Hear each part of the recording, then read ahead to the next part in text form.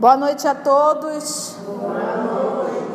Hoje, exatamente 26 de agosto de 2019, nós estamos reunidos para estudarmos a obra O Consolador. Hoje nós iremos iniciar a questão 302, intitulado Ensinamentos, tá? Já é o item 3.2.3. Então, vamos fazer a nossa prece de abertura. Agradecemos a Jesus por mais esse encontro. É sempre, Senhor Jesus, motivo de muita alegria podermos trabalhar na Tua seara, podermos estudar o Teu Evangelho, podermos estar reunidas, todos nós, em Teu nome e em torno dessa doutrina bendita. Que nós possamos, Senhor da vida, fazermos valer tantas oportunidades que a Tua misericórdia nos proporciona a cada um de nós. E Te pedimos, Senhor, que os nossos amigos espirituais possam, mais uma vez, nos inspirar, nos conduzir nesse trabalho que todos nós realizamos em Teu nome. Graça Te damos, Senhor. Na questão 302, perguntaram ao nosso querido Emmanuel assim: como compreender a afirmativa de Jesus aos judeus? Sois deuses. Aonde nós vamos nos deparar com essa citação? O primeiro nós vamos encontrar, porque em verdade Jesus está repetindo o Salmo 82, versículo 6. Então, se nós formos lá no Salmo 82, vamos pegar o Salmo era música, era o livro de cântico, tá? Então, vamos lá só pegar um pouquinho dessa música.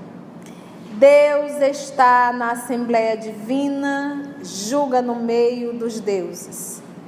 Até quando julgareis injustamente e tereis respeito às pessoas dos ímpios?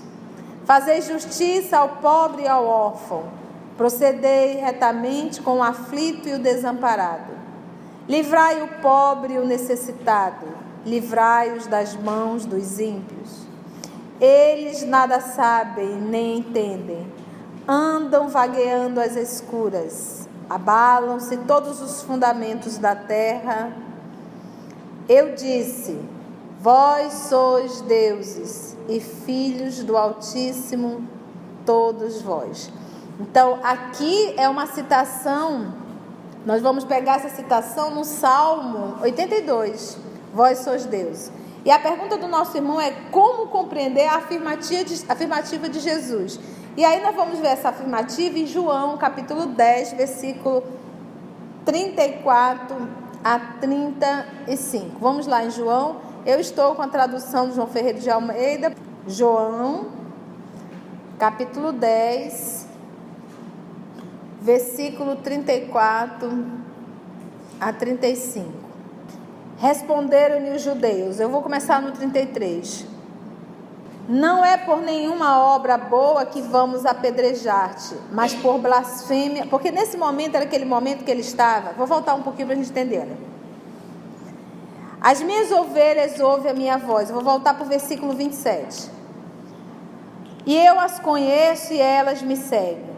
Eu lhes dou a vida eterna e jamais perecerão, e ninguém as arrebatará da minha mão.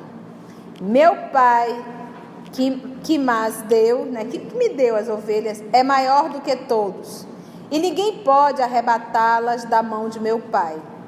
Eu e o Pai somos um. Imagina falar isso para os judeus, ele está se sentindo, né?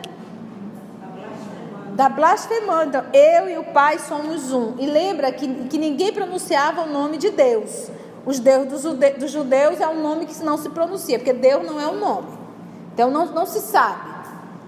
Então o nosso Senhor Jesus, nos ensinou a chamar o Deus de Abraão, né, como eles falavam, o Deus de Pai. Então, eu e o Pai somos um. Os judeus pegaram então outra vez em pedras para o apedrejar, porque isso era uma blasfêmia. Disse-lhe Jesus: muitas obras boas da parte de meu Pai vos tenho mostrado. Por qual destas obras ides apedrejar-me? Eu curei, levantei mortos, tudo eu tenho feito, por que tu vai me apedrejar? Qual é o motivo? O que eu fiz de errado? Aponta meu erro. Responderam-lhe os judeus: não é por nenhuma obra boa que vamos apedrejar-te, mas por blasfêmia. E porque, sendo tu homem, te fazes Deus? Aí Jesus vai e cita o Salmo. Tornou-lhe Jesus: não está escrito na vossa lei? Eu disse: vós sois deuses? Não está escrito na tua lei? A gente acabou de ler aqui o Salmo. O que o Salmo nos diz? Vamos voltar lá. Qual é o Salmo? Salmo 82. Versículo 6. Eu disse: vós sois deuses e filhos do Altíssimo, todo vós. Então eles mesmos estavam indo contra o nosso Senhor Jesus por algo que eles sabiam decor. O ensino era ensino oral, eram poucas pessoas que sabiam ler. E aí Jesus vai, vai na fonte, é aquilo que eu costumo dizer, contra fatos não há argumentos. E é interessante nós espíritas aprendermos isso. Alguém vem e te fala um absurdo, você olha e diz para a pessoa: aonde está escrito isso? Ou se eu quero realmente refutar o que o colega está falando e que está errado, eu tenho que citar a fonte. Mas o livro dos Espíritos não nos diz isso. E foi o que Jesus fez. Jesus citou a fonte ao qual eles reverenciavam, que era a Torá. Pautado nessa introdução, aí vem a pergunta: como compreender a afirmativa de Jesus aos judeus: sois deuses? Aí vem o nosso Emmanuel, filosoficamente: em todo homem repousa a partícula da divindade do Criador. Então aqui ele vai citar realmente o porquê que Jesus afirma novamente. Mas não está escrito na lei: vós sois deuses? Ele diz que em todo homem repousa a partícula da divindade, D minúsculo, do Criador. Em todos nós. Com a qual pode a criatura terrestre participar dos poderes sagrados da criação. Com a qual pode a criatura terrestre participar dos poderes sagrados da criação. O espírito encarnado ainda não ponderou devidamente o conjunto de possibilidades divinas guardadas em suas mãos. Dons sagrados, tantas vezes convertido em elementos de ruína e destruição. Porque quando eu pego esse poder divino, essa força interior, essa inteligência, essa vibração, essa forma de agir, de falar, e utilizo isso de forma negativa, o que seria de uma forma negativa? Quando eu uso esses talentos por puro egoísmo. Eu quero me dar bem. Eu quero manipular. Eu quero dominar.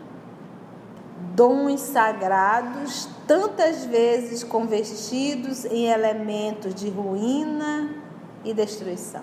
Porque eu posso usar o meu dom da criação para criar uma bomba atômica, para criar substâncias químicas que entorpecem a mente humana. Utilizar o pensamento para se autodestruir, não é verdade? Muito bem, é isso mesmo. Por isso que ele diz: dons sagrados que eu posso utilizar para a minha saúde, dons sagrados tantas vezes convertidos em elementos de ruínas e destruição.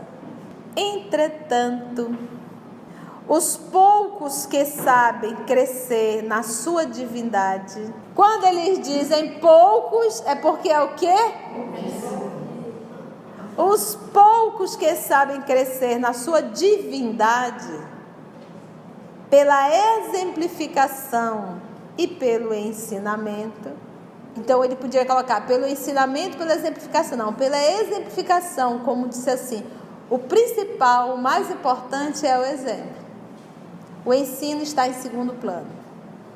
Você ensinar pela exemplificação e pelo ensinamento são cognominados na terra santos e heróis, por afirmarem a sua condição espiritual. Afirmar é o quê?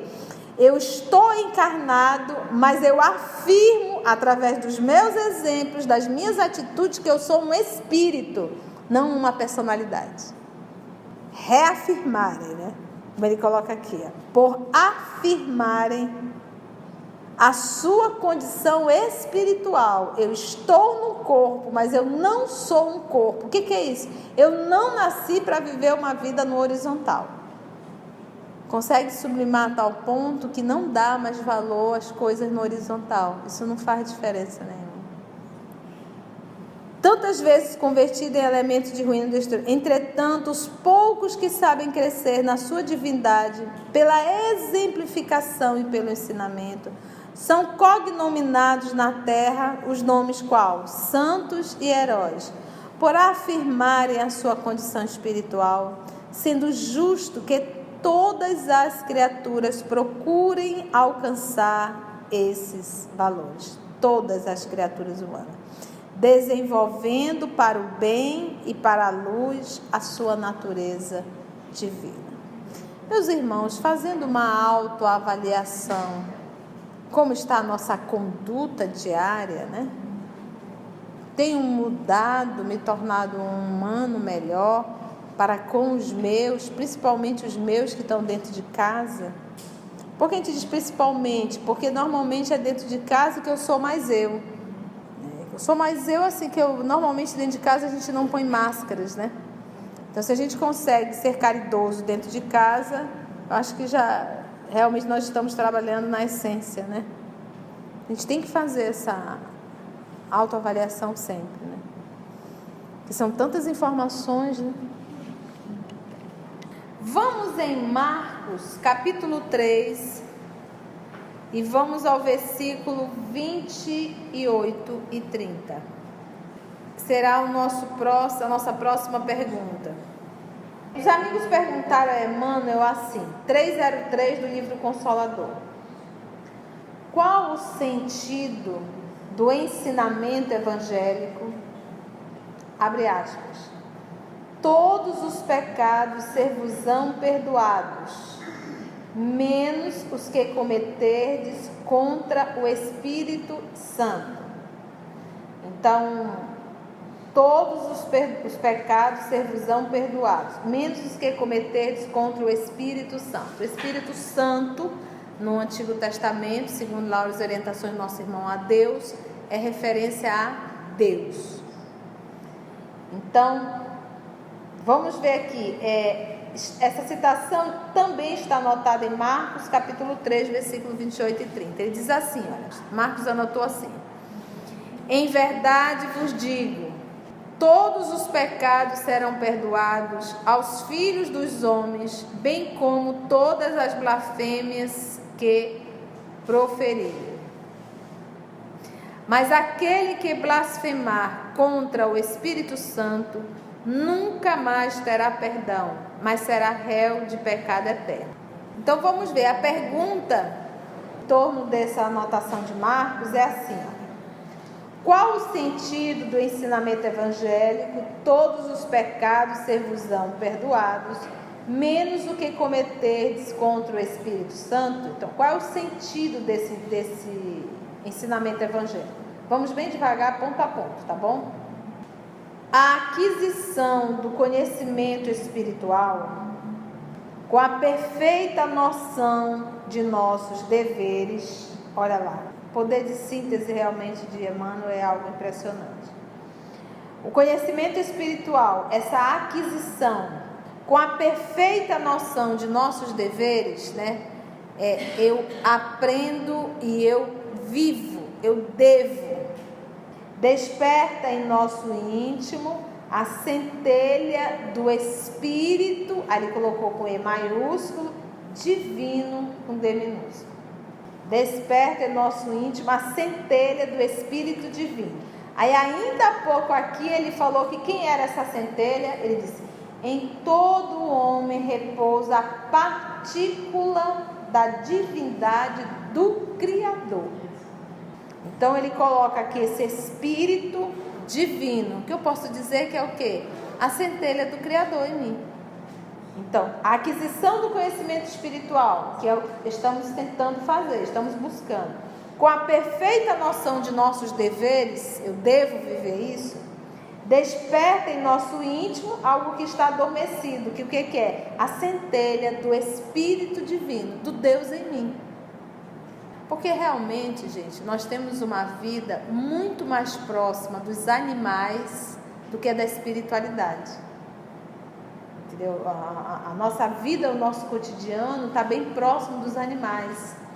Nós lutamos ainda por coisas primárias e primitivas. A nossa luta diária pelo espaço, pelo poder, pelo alimento, pelo domínio, isso são coisas primitivas de um bando de animal ainda. Entendeu? Tem hora que a gente parece um pavão. Então são coisas que são primitivas realmente. Então a gente busca ainda muito isso. Então nós estamos muito mais próximos ainda da animalidade e não da espiritualidade. Então, a aquisição do conhecimento espiritual, com a perfeita noção de nossos deveres, desperta em nosso íntimo a centelha do Espírito Divino. Desperta por quê? Porque está adormecida. Nós não temos ainda comportamentos de filhos de Deus. Sabe, como a gente ainda não consegue mostrar o DNA divino que está em nós. A centelha do Espírito Divino, que se encontra no âmago de todas as criaturas, no íntimo de todas as criaturas. A pergunta é: qual o sentido do ensinamento evangélico? Todos os pecados ser-vos-ão perdoados, menos o que cometerdes contra o Espírito Santo. Ele já falou que nós sabemos que o Espírito Santo é Deus e que nós temos uma centelha divina dentro de nós. Menos o que cometerdes contra o Espírito Santo.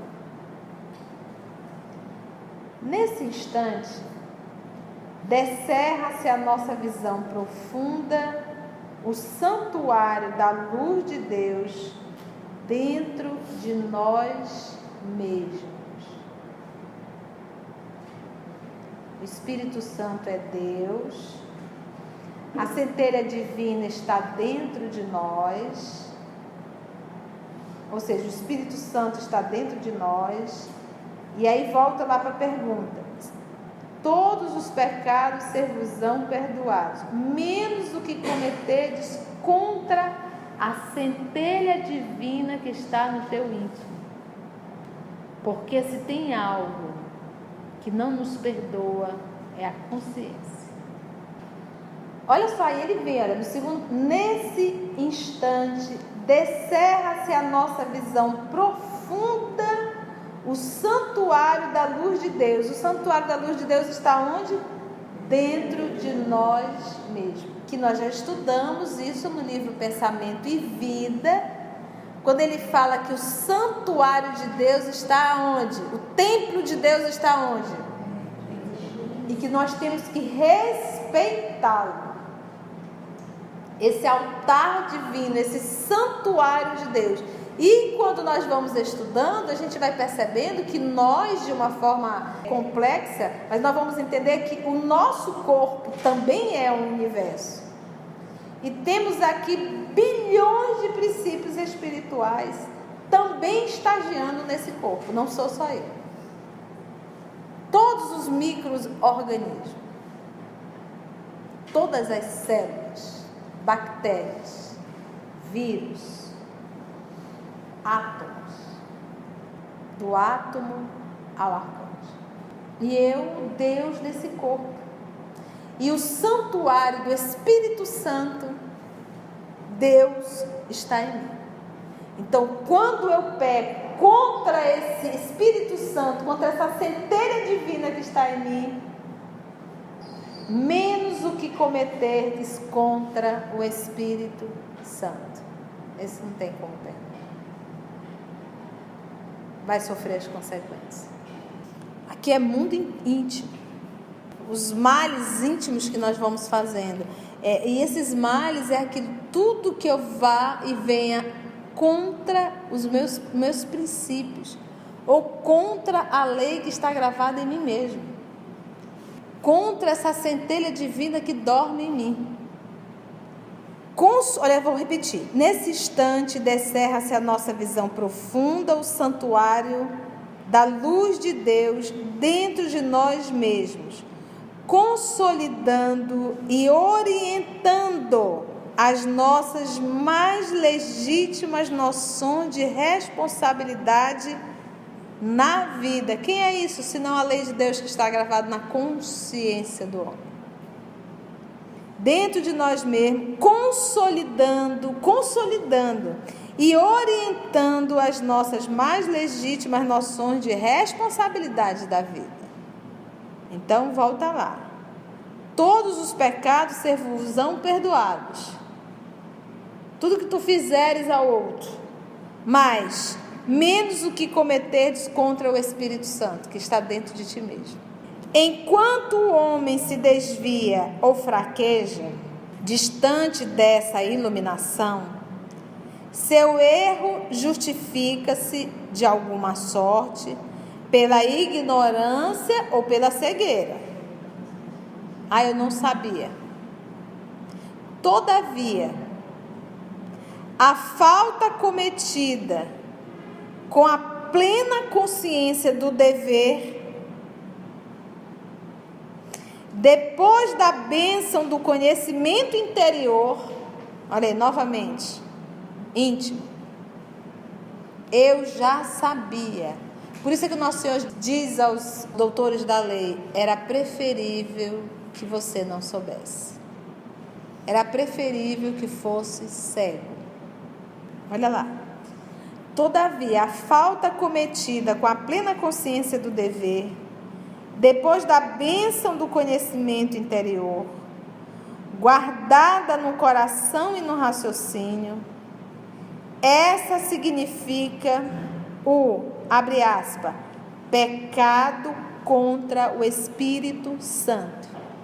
Está vendo? Então eu vou repetir. Todavia, a falta cometida com a plena consciência do dever, eu já sei que está errado, ainda assim eu vou fazer. Aí ele diz, e ele ainda diz mais, depois da bênção do conhecimento interior, guardada no coração e no raciocínio, eu já senti e já raciocinei sobre essa lição. Essa significa abre aspas, pecado contra o Espírito Santo. E o pecado contra o Espírito Santo não vos será perdoado. Eu já sabia, porque errei. Porque a alma humana estará, então, contra si mesmo. Eu sei o que é bom, eu sei o que é melhor, eu sei o que devo fazer e não faço.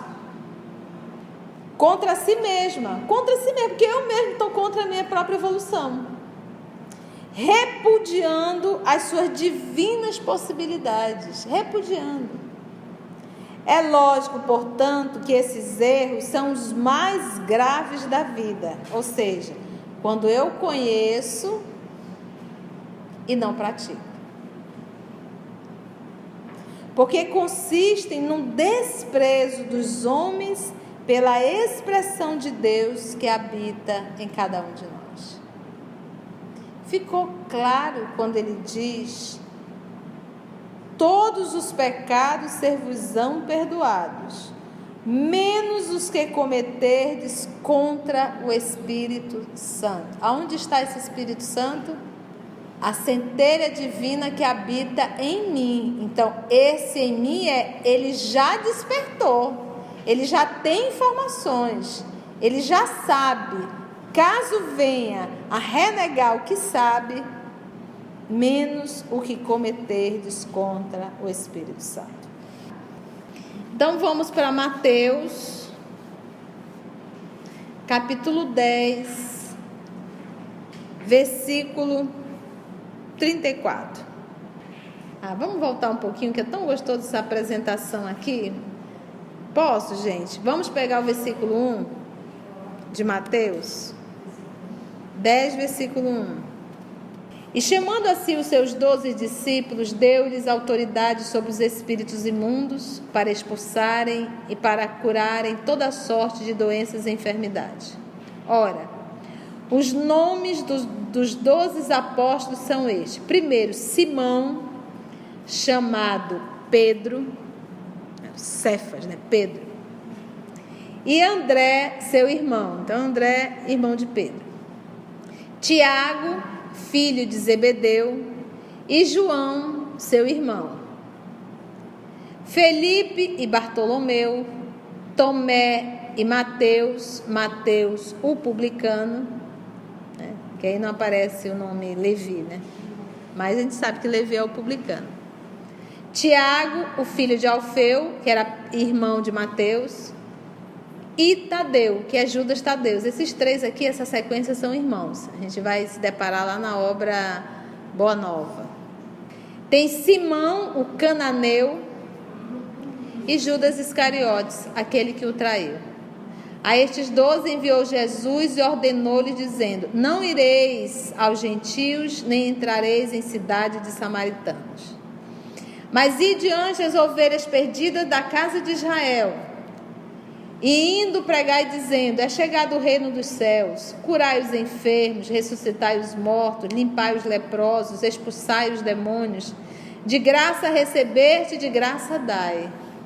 Quando você faz um trabalho em nome de Jesus, é de graça, porque é Ele que nos inspira. Eu não paguei para ter isso. Nós temos que fazer o trabalho gratuito.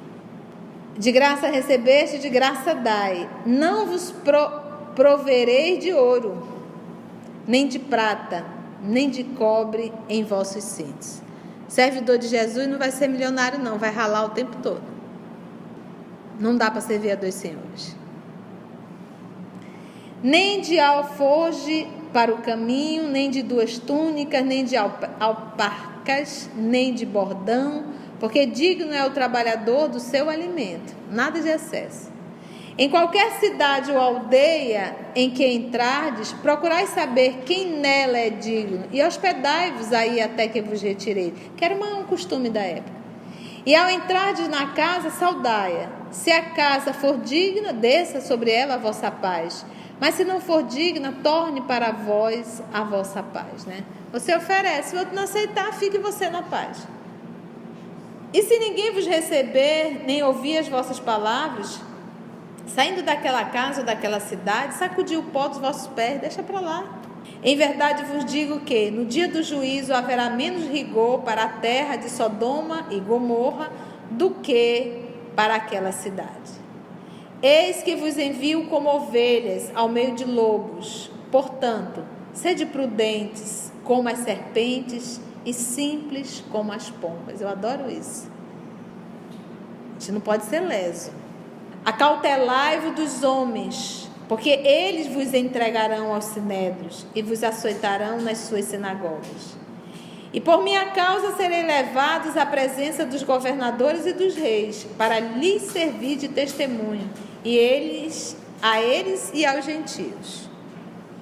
Mas quando vos entregarem, não cuideis de como ou o que haver de falar, porque naquela hora vos será dado o que haver de dizer. Eu acho muito legal isso, né? Tipo assim, relaxa, te prepara, vai e deixa que eu falo por ti. E todos eles, quando abriu a boca para falar na hora do testemunho, o próprio Estevão. Paulo várias vezes que não sabia o que falar na frente daquela inteligência, porque na verdade Estevão estava sendo inspirado pelo Cristo. Não era uma mente comum. Porque não sois vós que falais, mas o Espírito de vosso Pai é que fala em vós, o Espírito Santo. Fala em vós, isso aqui é muito lindo. Um irmão entregará a morte a seu irmão e um pai a seu filho, e filhos se levantarão contra os pais e os matarão. Falando de todo o processo que iria realmente acontecer e que aconteceu. E sereis odiados de todos por causa do meu nome. Mas aquele que perseverar até o fim, esse será salvo. Só lembra aqui de Joana de Cusa. Quando, porém, vos perseguirem numa cidade, fugi para outra, porque em verdade vos digo que não acabareis de percorrer as cidades de Israel antes que venha o Filho do Homem. Não é o discípulo mais do que o seu mestre, nem o servo mais do que o seu senhor. Basta ao discípulo ser como seu mestre e ao servo como seu senhor. Se chamaram Beelzebu ao dono da casa, quanto mais aos seus domésticos. Se chamaram Jesus de Satanás Beelzebu, o que não vão chamar os discípulos? Eu acho que é isso que a gente tem que entender, né? Se fizeram o que fizeram com Jesus, o que não vão fazer com a gente? Se nos predispor ao trabalho. Portanto, não os temais, porque nada há encoberto que não haja de ser descoberto, nem oculto que não haja de ser conhecido. O que vos digo às escuras, dizei-o às claras, e o que escutais ao ouvido dos eirados, pregai-o. E não tem mais os que matam o corpo e não podem matar a alma. Olha, gente, coisa mais linda, né? Aí me faz lembrar aquela senhora que procurou o nosso Chico e gritou, porque ela não conseguiu chegar próximo: Chico, mataram a minha filha. Ele virou-se para ela e disse: minha filha, ninguém mata ninguém. Sua filha, fulana de tal, está aqui. Vamos pedir a Deus, se for possível, para que ela possa falar. Gente, estava mais viva do que nunca. Ninguém mata ninguém. Muito lindo. Olha aqui Jesus falando. E não tem mais os que matam o corpo e não podem matar a alma. Temei antes aquele que pode fazer perecer no inferno tanto a alma como o corpo. Então não vamos temer aquele que mata o corpo, mas vamos temer aquele que induz ou que se auto-induz o mal que está dentro de nós mesmos. E como ele diz assim, pode fazer perecer, morrer no inferno tanto a alma como o corpo. Não se vendem 2 passarinhos por um asse, e nenhum deles cairá em terra sem a vontade de vosso Pai. E até mesmo os cabelos da vossa cabeça estão todos contados. Imagina Jesus falando isso aos discípulos, todo mundo lá. Tu anotou aí? Não, esqueci a tinta. Pensou? Pega um gravador, vamos gravar. Nós ainda não estamos nesse século, Conceição. Só na alma, né? E até mesmo os cabelos da vossa cabeça estão todos contados. Não temais, pois, mas valeis vós do que muitos passarinhos. Portanto, todo aquele que me confessar diante dos homens, também eu o confessarei diante de meu Pai, que está nos céus. Mas qualquer que me negar diante dos homens, também eu o negarei diante de meu Pai, que está nos céus. Não penseis que vim trazer a paz à terra. Não vim trazer paz, mas a espada. E é essa citação que os nossos amigos fazem, né? Essa pergunta, realiza essa pergunta para que Emmanuel possa comentar. Qual o espírito dessas letras? Não cuideis que vim trazer paz à terra. Não vim trazer a paz, mas a espada. Vamos ver o que o Emmanuel vai nos ensinar. Que espada é essa? Todos os símbolos do Evangelho, dado o meio em que desabrocharam, são quase sempre fortes e incisivos. Tem que entender o período, a época. Jesus não vinha trazer ao mundo a palavra de contemporização com as fraquezas do homem, mas a centelha de luz para que a criatura humana se iluminasse para os planos divinos. E a lição sublime do Cristo, ainda e sempre, pode ser conhecido como a espada, mas é a espada renovadora, com a qual deve o homem lutar consigo mesmo, extirpando os velhos inimigos do seu sentimento, sempre capitaneados pela ignorância e pela vaidade, pelo egoísmo e pelo orgulho. Então essa espada, essa divisão, eu não vim trazer a paz para ninguém, eu vim trazer foi a espada. Você vem para um estudo desse, se você estiver prestando atenção atento, você sai daqui com a cabeça pegando fogo, em guerra íntima. o certo e o que você ainda faz. E o que nós ainda fazemos. É a espada. Aí entra o que? O conflito. Todo cristão que estuda seriamente, ele vive em conflito. Porque essa espada, esse duelo, o homem velho com o homem que quer deixar que essa centelha divina nasça, se esplandeça, se ilumine, se resplandeça. É bom estudar com Emmanuel. Não é pouca coisa não, né, gente?